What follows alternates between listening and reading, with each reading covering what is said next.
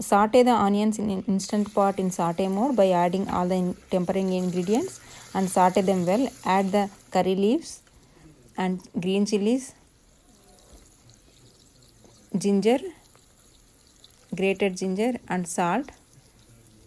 Mix it nicely and peel the potatoes and cut them into small pieces. Add it to the onions mixture. Add the water here and turmeric. Close the lid and keep it under pressure cooking for 13 minutes.